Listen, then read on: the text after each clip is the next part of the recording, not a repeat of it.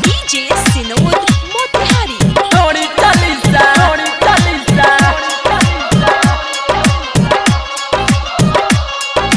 थोड़ी चालीसा थोड़ी चालीसा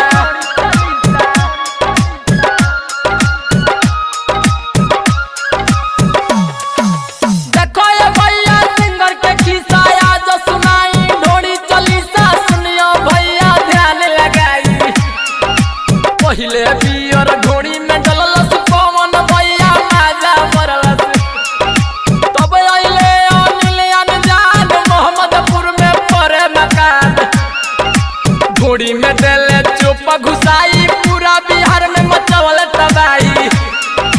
बोले आ गइले विनोद भैया ढोड़ी पथक के चटल मलैया। छोड़ो ये भैया सुनल खिस्सा आगे सुनो ढोड़ी चालीसा ढोड़ी चालीसा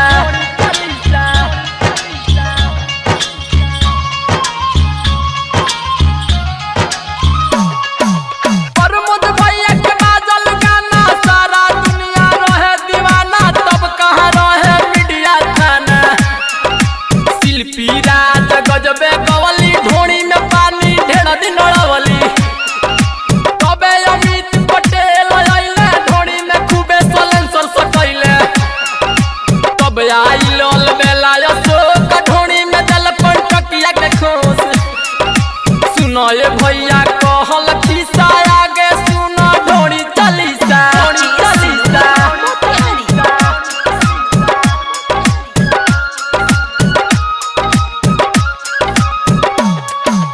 सुनो ये मीडिया ध्यान लगाई। केहू ना कुछ उखाड़ पाई। बन कर सारा कोई लीला ना तो बवलिया ठोक दी किला। घरे होते मोतिहारी जिला।